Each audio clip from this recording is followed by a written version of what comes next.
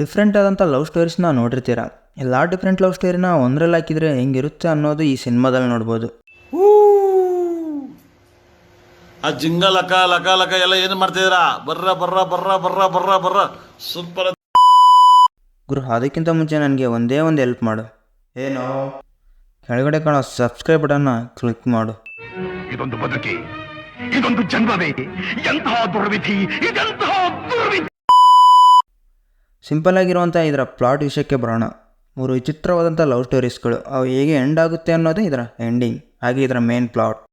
ಇಡೀ cinema drama ಆದರೂ one way express ಥರ ತುಂಬ ಜಲ್ದಿನೇ ಮುಗಿಯುತ್ತೆ. ಇವರ ಕ್ಯಾರೆಕ್ಟರ್ ತುಂಬ ಚೆನ್ನಾಗಿ ಬಿಲ್ಡ್ ಮಾಡಿದ್ದಾರೆ. ಹಾಗೆ ಅವರ ಆ್ಯಟಿಟ್ಯೂಡ್, ಆ್ಯಕ್ಟಿಂಗ್ ಮತ್ತು ಅವರ ಲುಕ್, ಅಪ್ಪ ಮಗನ ಬಾಂಡ್, ಏನೇ ಆದರೂ ಅವರ ಅಪ್ಪರನ್ನು ಬಿಟ್ಕೊಡಲ್ಲ.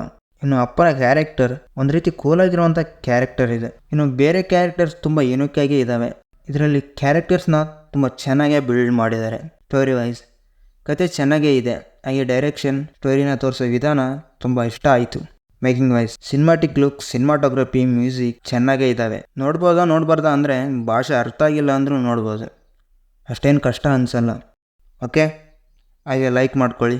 ಮತ್ತು ಯಾವುದಾದ್ರೂ ಹೊಸ ಸಿನಿಮಾ ರಿಲೀಸ್ ಆಗಿದ್ರೆ ಹೇಳು ಅನ್ನೋ ನಿಮ್ಮ ಫ್ರೆಂಡ್ಸ್ಗೆ ಈ ವಿಡಿಯೋ ಶೇರ್ ಮಾಡಿ. ಮತ್ತೆ ಸಿಗೋಣ ಮುಂದಿನ ವಿಡಿಯೋದಲ್ಲಿ.